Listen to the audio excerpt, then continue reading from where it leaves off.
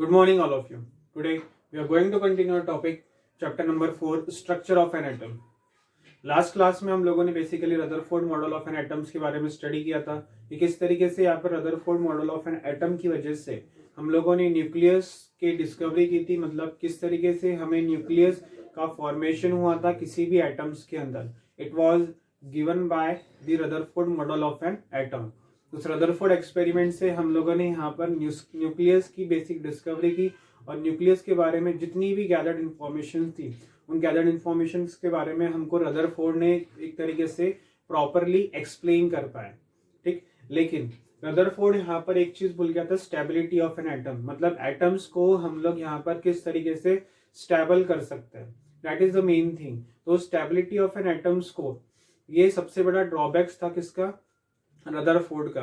और रदरफोर्ड से क्वेश्चन पूछा गया था कि जब भी जितने भी नंबर ऑफ इलेक्ट्रॉन्स है, इन इलेक्ट्रॉन्स को अगर हमको प्रॉपरली अरेंज करना हो तो हम लोग इन इलेक्ट्रॉन्स को प्रॉपरली किस तरीके से अरेंजमेंट कर सकते हैं. तो ये जो चीज है ये रदरफोर्ड हमको एक्सप्लेन नहीं कर पाया था, इसलिए ये रदरफोर्ड का मेजर ड्रॉबैक्स है स्टेबिलिटी ऑफ एन एटम. मतलब एटम्स की प्रॉपर स्टेबिलिटीज को ये शो नहीं कर पाए थे. तो इसी स्टेबिलिटी ऑफ एन एटम्स को शो करने के लिए हमारे पास एक साइंटिस्ट है जिसका नाम है Niels Bohr.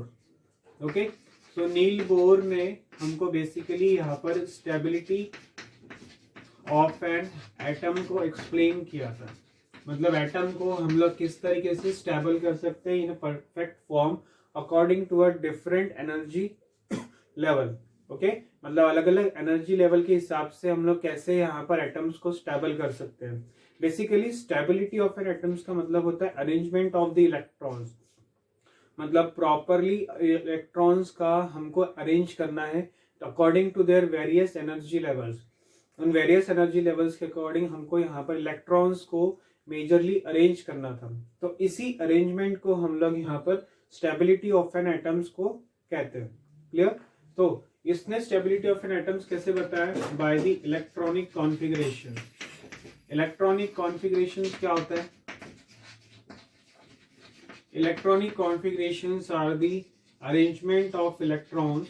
It is an just arrangement of electrons according to various energy shell or various energy levels. Okay, according to a various energy levels और according to various energy shells, इसको हम लोग कहते हैं यहाँ पर इलेक्ट्रॉनिक कॉन्फ़िगरेशन. ये electronic configuration अलग अलग शेल्स में अलग अलग एनर्जी लेवल्स में हम लोग इलेक्ट्रॉन्स को रखते हैं ताकि इसमें properly arrangement of electrons present हो. ठीक है, तो इसी इलेक्ट्रॉन्स कॉन्फ़िगरेशंस करने के लिए हमको नील बोर ने एक मॉडल को एक्सप्लेन किया. नील बोर ने कहा कि जो एटम्स होता है ये एटम्स बेसिकली सोलर सिस्टम की तरह प्रेजेंट्स होता है. सोलर सिस्टम में क्या होता है कि बीच में सन प्रेजेंट होगा और सन के आसपास हमेशा हमारे पास क्या प्रेजेंट्स होते हैं, ऑर्बिट्स प्रेजेंट होते हैं. क्या प्रेजेंट होंगे हमेशा सन के आसपास, हमेशा एक तरीके से ऑर्बिट्स का प्रेजेंट होता है. और इसी ऑर्बिट्स पर क्या होता है, प्लैनेट्स रिवॉल्व करते हैं और रोटेट करते हैं. क्लियर है?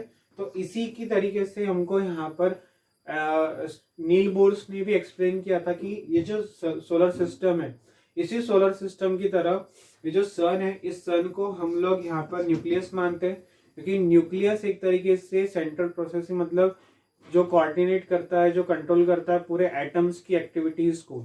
तो उसी तरीके से जो सेंटर वाला जो पोर्शन होगा जो सन की तरफ उसको हम लोग कहते हैं न्यूक्लियस. ये हमारे लिए कहलाते हैं ऑर्बिट्स. इन ऑर्बिट्स को हम लोग यहाँ पर शेल्स भी कहते हैं. ओके, इस ऑर्बिट को हम लोग यहाँ पर शेल कहते हैं. और जो प्लैनेट्स है इन प्लैनेट्स की जगह हम लोग क्या रखेंगे यहाँ पर, electrons. Planets will revolve like an electron. ये एक तरीके से इलेक्ट्रॉन्स की तरह क्या करते हैं, हमेशा रिवॉल्व करते हैं या फिर रोटेट करते हैं. तो उसी को हम लोग यहाँ पर क्या कहेंगे, एक तरीके से एटम्स कहेंगे. मतलब ये behaves like an atoms. Clear है? तो इसी अरेंजमेंट को बेसिकली हम लोग कहते हैं स्टेबिलिटी ऑफ एन एटम्स को. अब देखिए क्या होता है कि जो नील बोर्स था, इस नील बोर्स ने क्या करा कि हर शेल्स के नाम रख दिए. It will start from always K, L, M, N, O, P and so on. मतलब इन्होंने क्या कर दिया, पहले शेल का नाम रख दिया के, सेकेंड का रख दिया L, थर्ड का रख दिया M, फोर्थ का रख दिया N। तो क्या हुआ, इन्होंने कहा कि पहला शेल कभी भी A से स्टार्ट नहीं होगा, पहला शेल हमेशा K से स्टार्ट होगा, K for kite. Okay, second वाला L, थर्ड वाला M और फोर्थ वाला N। अब जब इनके पास हम लोग कहते हैं कि मैक्सिमम कैपेसिटी क्या होगी किसी भी पर्टिकुलर शेल में, इनकी मैक्सिमम कैपेसिटीज क्या होंगी, मतलब के शेल में मैक्सिमम नंबर ऑफ इलेक्ट्रॉन्स हमारे पास कितने प्रेजेंट्स होंगे। तो इसके लिए नील बोर ने हमको एक फॉर्मूला दिया 2n², okay, where n is equals to number of shell, मतलब कौन से शेल में कितने नंबर ऑफ इलेक्ट्रॉन्स प्रेजेंट होंगे, ये हमको ये फॉर्मूला देगा। ठीक है, the total number of electrons will present in particular shell is equals to 2n²। तो अगर सपोज कीजिए मैंने कहा कि n की वैल्यू 1 है, क्लियर, अगर n की वैल्यू 1 है तो इसका मतलब फॉर्मूला के अकॉर्डिंग क्या होगा, 2 इंटू 1 का स्क्वायर मीन्स 2 1 जा 2, मतलब फर्स्ट शेल में मैक्सिमम कितने नंबर ऑफ इलेक्ट्रॉन्स होंगे, यहाँ पर 2 नंबर ऑफ इलेक्ट्रॉन्स होंगे, मतलब के शेल में 2 इलेक्ट्रॉन्स। अगर मैंने कहा यहाँ पर n इज इक्वल्स टू 2 है, इसका मतलब 2 इंटू 2 का स्क्वायर यानी कि 2 का स्क्वायर 4 यानी कि 2 4 जा 8। तो मतलब सेकेंड शेल में हमारे पास मैक्सिमम 8 नंबर ऑफ इलेक्ट्रॉन्स क्या होंगे, प्रेजेंट होंगे। अगर मैंने कहा ऐसे ही third n is equals to अगर 3 है तो क्या होगा, 2 इंटू 3 का स्क्वायर, 3 3 जा 9, तो 9 2 जा 18, मतलब थर्ड शेल में maximum 18 number of electrons present होंगे। वैसे ही n में maximum 32 number of electrons present होंगे, और इस तरीके से यहाँ पर इलेक्ट्रॉनिक कॉन्फ़िगरेशन चलता जाएगा, मतलब मूव ऑन करता जाएगा। ठीक है, तो ये बेसिकली हमारे पास नील बोर्स का एटॉमिक स्ट्रक्चर्स है, और इसी नील बोर के स्ट्रक्चर्स को हम लोग यहाँ पर फॉलो भी करते हैं। एक तरीके से सोलर सिस्टम की तरह प्रेजेंट था, बीच में न्यूक्लियस और उसके आसपास में जितनी भी ऑर्बिट्स है, इन ऑर्बिट्स पे हमेशा क्या रिवॉल्व करेंगे और रोटेट करेंगे, इलेक्ट्रॉन्स, मतलब बेसिकली यहाँ पर उतने नंबर ऑफ इलेक्ट्रॉन्स क्या करेंगे, रोटेट करेंगे। इलेक्ट्रॉन्स के अलावा यहाँ पर कोई भी सब पार्टिकल्स प्रेजेंट नहीं होता, सारे सब पार्टिकल्स न्यूक्लियस के अंदर ही प्रेजेंट होंगे। न्यूक्लियस के बाहर सिर्फ इलेक्ट्रॉन ही एक ऐसा सब पार्टिकल्स है जो न्यूक्लियस के बाहर प्रेजेंट होगा, नहीं तो सारे पार्टिकल्स हमेशा न्यूक्लियस के अंदर ही प्रेजेंट होते हैं। न्यूक्लियस के बाहर इलेक्ट्रॉन्स के अलावा कोई भी पार्टिकल्स प्रेजेंट नहीं होते। तो जितना भी फ्लो ऑफ चार्ज है, जितनी भी चार्ज क्वांटिटीज होती है, ये सब कौन होता है, सिर्फ और सिर्फ इलेक्ट्रॉन्स ही होते हैं। क्लियर है, सो जितने भी प्रोटॉन्स हैं, न्यूट्रॉन्स हैं एंड एनी अदर सब particles will always present in the nucleus only. तो ये तो हमारे पास मैक्सिमम कैपेसिटी होती कि पर्टिकुलर शेल में कितने नंबर ऑफ इलेक्ट्रॉन्स हमारे पास प्रेजेंट होंगे, this is the maximum capacity. लेकिन इस मैक्सिमम कैपेसिटीज के लिए हम लोग हमेशा क्या करते हैं, एक तरीके से रूल्स फॉलो करते हैं। एक होता है डुप्लेट रूल्स और दूसरा होता है यहाँ पर ऑक्टेट रूल्स। ठीक है, इन मैक्सिमम कैपेसिटीज को फॉलो करने के लिए, ठीक है, हमारे पास 2n² का फॉर्मूला है, इसको भूलना नहीं है, इसको हमेशा याद रखना है। तो इन रूल, हर चीज के रूल्स एंड रेगुलेशंस होते हैं, तो इनके भी हमारे पास रूल्स एंड रेगुलेशंस प्रेजेंट है। ठीक है, तो सबसे पहला है हमारे पास यहाँ पर डुप्लेट रूल। क्लियर है, डुप्लेट रूल। इस डुप्लेट रूल में ये कहता है, डुप्लेट रूल की आउटर मोस्ट शेल में मैक्सिमम जो इलेक्ट्रॉन्स है वो कितना होना चाहिए, 2 इलेक्ट्रॉन्स प्रेजेंट होना चाहिए हमेशा, मैक्सिमम नंबर ऑफ इलेक्ट्रॉन, मतलब किसी भी शेल में मैक्सिमम नंबर ऑफ इलेक्ट्रॉन्स 2 होना चाहिए।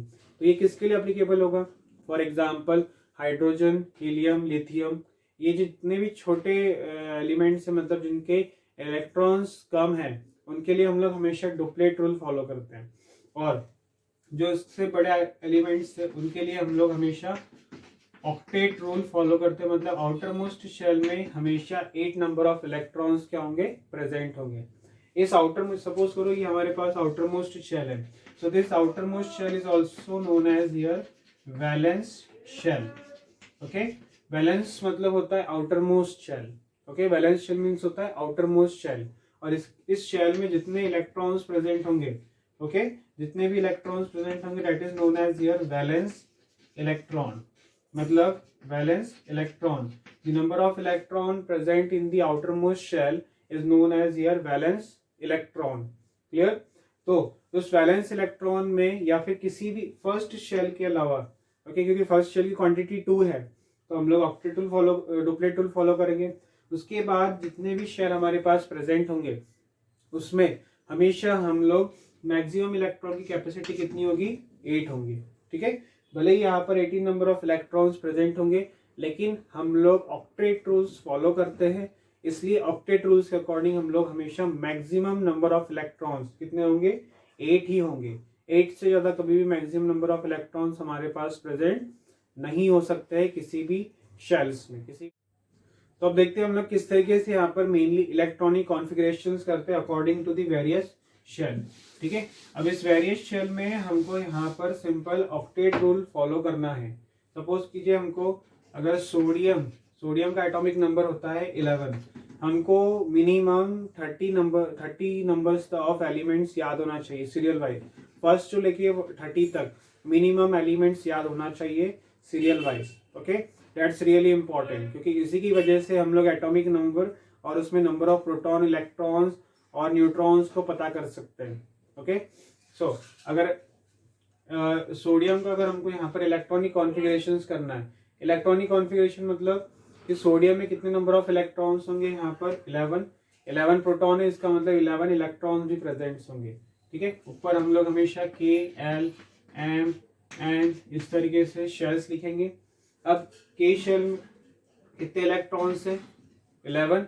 K शेल में मैक्सिमम कैपेसिटी कितनी है यहाँ पर 2, तो सबसे पहले हम लोग यहाँ पर 2 इलेक्ट्रॉन्स रखेंगे। अब बाकी सारे में कितने हैं, हमेशा 8 ही होंगे, क्योंकि हम लोग ऑक्टेट रूल फॉलो करते हैं। जैसे ही रोड पर different traffic rules and regulations होते हैं, वैसे ही हमारे पास भी यहाँ पर डिफरेंट रूल्स एंड रेगुलेशंस यहाँ पर प्रेजेंट होंगे। तो पहले शेल में मैक्सिमम 2 और बाकी जो डिफरेंट शेल होंगे उसमें मैक्सिमम हमको 8 ही रखना है, भले उनकी कैपेसिटी 100 क्यों ना हो। ओके, भले उनकी कैपेसिटी 100 ही क्यों ना हो, लेकिन हमको फिर भी मैक्सिमम हमेशा 8 नंबर ऑफ इलेक्ट्रॉन्स ही रखने हैं। ऐसे कितने हैं हमारे पास, 11, तो सेकेंड वाले में कितना आएगा, 8, मतलब 2 + 8 कितना होगा, 10, बचा 1, तो 1 विल कम हियर। क्लियर है, मैक्सिमम 8 रखना है, लेकिन उससे कम रख सकते, 8 से ज्यादा हम लोग नहीं रख सकते। क्लियर है, ठीक, बाकी रेस्ट ऑफ द इलेक्ट्रॉन्स हम लोग इसमें रखेंगे। तो this is the electronic configuration 2,8,1 for sodium. एक और देखते हैं हम लोग कैल्शियम का होगा 20, कैल्शियम 20 नंबर पे आता है, मतलब number of electron will be 20।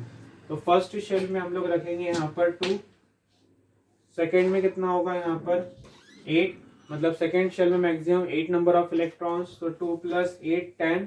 ठीक है, इसके पास कैपेसिटी है 8 की, तो यहाँ पर हम लोगों ने रखा और 8, तो 2 + 8 + 8 18 हो गया, बचे 2, तो एन शेल में हम लोग यहाँ पर 2 इलेक्ट्रॉन्स रखेंगे, सो इट विल बी 20, है ना।